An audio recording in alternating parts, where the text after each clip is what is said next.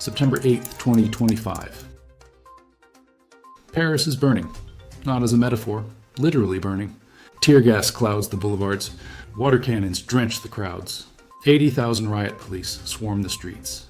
The fifth prime minister in 2 years has just been voted out. And here's the part no one is talking about. None of this is a surprise.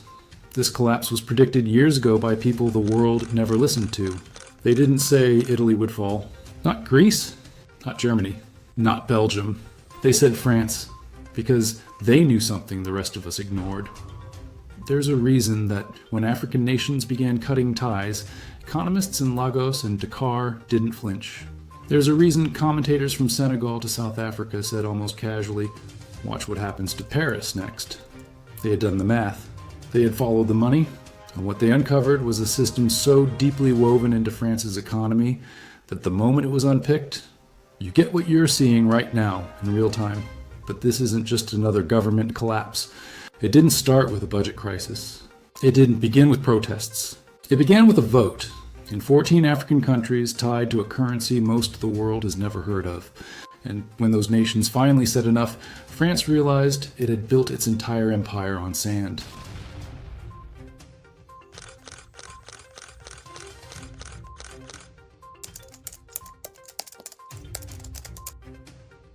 Let's rewind. 1945. France is rebuilding after World War II. Broke, shattered, its empire slipping away. So Paris comes up with something clever. Something its former colonies wouldn't fully understand for another 75 years. It creates the CFA franc. If you've never heard of it, that's intentional. It's a system designed to function best when no one looks too closely. Here's how it worked. 14 African countries, Senegal, Mali, Côte d'Ivoire, Burkina Faso, and others, were required to use this French-controlled currency. Not optional, mandatory. And here's the catch. They had to deposit up to 50% of their foreign reserves in the French treasury. Let that sink in. Half their national reserves, held in Paris, under French control. Imagine running a business where half your earnings sit in your rival's bank account, and that rival decides your exchange rate, even devalues your currency whenever it suits them.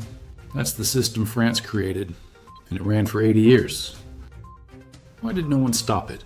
Because the people who could, African elites, were often the ones benefiting from it. And the ones who would have fought it, everyday Africans, didn't even know it existed. But here's where it gets worse. France wasn't just holding that money. It was using it, investing it, channeling it into French corporations, propping up the French economy, keeping borrowing costs artificially low. Between 1970 and 2008 alone, over $850 billion was drained from Francophone Africa through this system.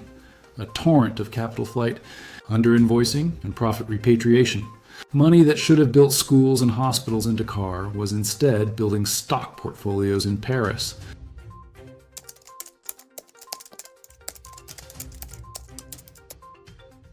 And yet, the CFA franc was only the foundation. The real exploitation came next, and it glowed in the dark. Uranium.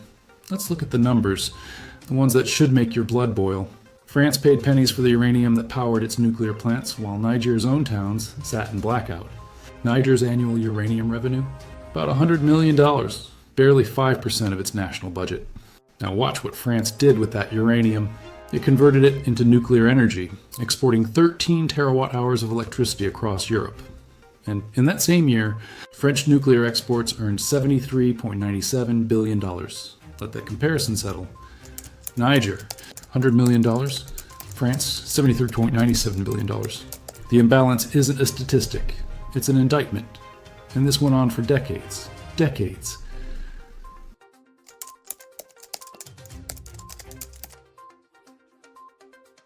But Niger didn't stay silent.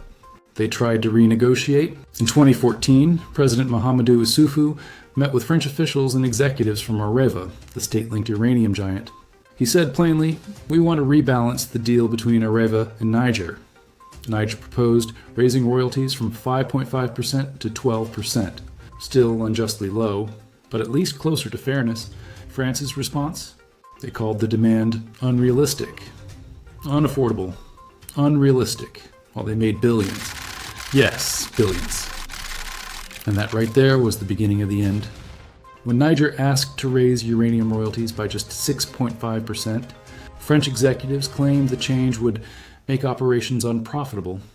And then, almost instantly, the same French energy giant operating in Niger halted production.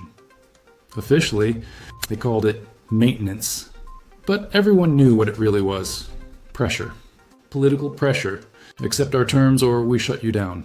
One insider put it bluntly. France used to dictate Niger's uranium price. Every request for fairness was dismissed as a dream.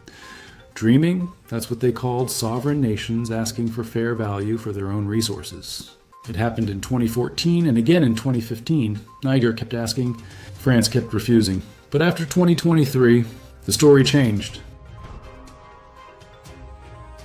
French corporations, Total Energies, Orano, and others dominated not only uranium but oil, gold, and mineral extraction across West and Central Africa.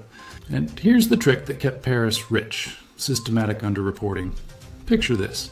A French company extracts 1,000 tons of uranium from Niger, but reports only 600.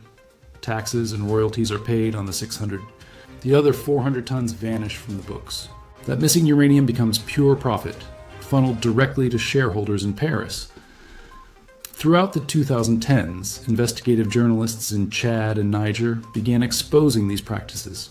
Supply chain analysts confirmed the numbers. The discrepancies were staggering. Billions in unpaid royalties, billions in hidden profits. And remember, when Niger had politely asked to renegotiate, they were mocked, told they were dreaming. So what happens when they stop asking politely? It gets worse. Studies revealed that for every dollar of foreign debt entering the CFA zone economies, 60 cents left almost immediately as capital flight. Think about that. Africa borrows, yet most of the money flows right back to France through contract payments, debt service, and profit transfers. The system was flawless for Paris.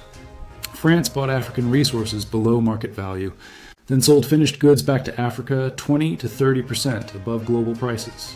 A captive market, no competition, maximum extraction. Now consider this. Germany, Europe's largest economy, doesn't rely on manipulating currencies or forcing reserve deposits. It competes, it trades, it innovates. Germany controls no one's money, and it thrives. France, on the other hand, built its entire model on extraction. And when that model breaks, everything else begins to crumble. Something else shifted in the 2010s. Information, social media, smartphones, the rise of digital literacy. A new generation of Africans unafraid to ask uncomfortable questions. Youth movements didn't just protest. They organized campaigns. Hashtags like Target Stop the CFA surged across West Africa.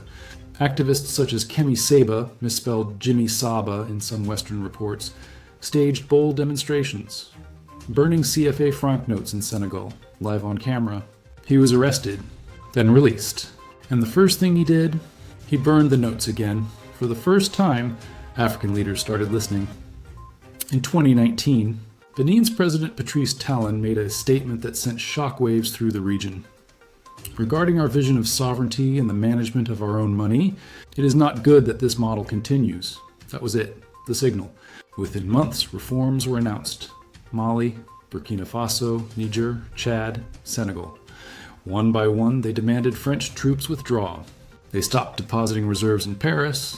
They reopened contract negotiations. And in Paris, panic set in because French officials understood something most observers did not. France wasn't merely losing influence in Africa.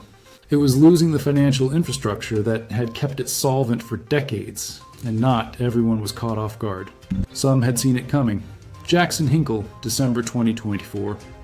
France would be a third world nation if it weren't for Africa. In Summit Think Tank, April 2023. Without African resources, France would already be classified as a developing country. Cross Bear Talks, May 2024. Without exploiting African economies, France cannot remain a world power. The Guardian Post, Cameroon, wrote simply, "There is no France without Africa." Between 2000 and 2025, at least 30 to 50 economists, journalists, and policy experts repeated the same warning. Not that France would struggle, not that it would face challenges, but that France would collapse. They were ignored. And now, as the flames rise over Paris, their prophecy echoes louder than ever. Now ask yourself, why did not anyone predict the same collapse for Germany, Britain, or the Netherlands? Because those nations built their economies on trade, innovation, and competition. France built its economy on extraction. And extraction only works if the people being drained do not realize it is happening. Well, they realized. Fast forward to September 2025. Paris is a pressure cooker. Prime Minister François Bayrou unveils a brutal new budget. 44 billion euros in spending cuts. Freeze welfare payments, eliminate 2 public holidays, work more, earn less. The French public explodes. Parliament revolts, 364 votes to 194, confidence lost. Bayrou is out. Nothing moves, everything burns. Tens of thousands flood the streets. More than 80,000 riot police are deployed. Hundreds arrested. Highways barricaded. Government buildings torched. And in the middle of it all, President Emmanuel Macron scrambles to name yet another prime minister, the 5th in only 2 years. But beneath the smoke lies something far deeper than political chaos. French public debt has now passed 3.4 trillion euros, more than 110% of GDP, the highest in the nation's history. According to the Atlantic Council, France's borrowing costs are now worse than Greece's, the same Greece that nearly went bankrupt a decade ago. And this is where every thread connects. When Niger cut off uranium exports in 2023, France's energy giant Orano reported losses of 133 million euros, and that was only the first half of 2025. Since 2022, French energy prices have soared over 40%. Households are suffocating, industries are bleeding. The cheap uranium that once powered 65% of France's electricity, gone. The $74 billion nuclear energy export stream that acted as France's silent subsidy for 80 years, collapsing. When Mali, Burkina Faso, Niger, Chad, Senegal, and Côte d'Ivoire expelled French troops, halted currency deposits, and tore up exploitative contracts, Paris didn't just lose influence, it lost its economic lifeline. So, what's the real lesson here? This isn't merely about France or Africa. It's about every system built on extraction, on exploitation, on assumed compliance. Whether that system is a currency regime, a trade deal, or even a relationship in your personal life, if it only functions because one side doesn't know it's being exploited, it will eventually fall apart. Because eventually, people wake up. Eventually, they gain access to information. Eventually, they push back. And when they do, the entire structure crumbles. This generation of Africans didn't wait for permission. They didn't plead. They organized. They exposed. They demanded. And they won.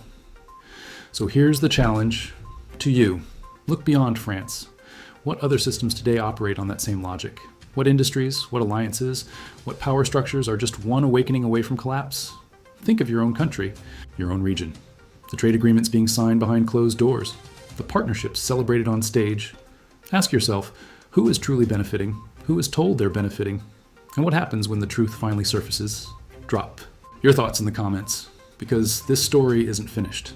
France is only the first domino, and the next one may shock you even more. If you want to understand the real strategies and power shifts reshaping Africa and the world, you're in the right place. Hit subscribe, turn on notifications, and share this video with someone who needs to see it. Because we're going deeper, and the truth, the real truth, is always more explosive than the headlines. Until next time, stay curious, stay informed, and never stop questioning the systems built to keep you in the dark.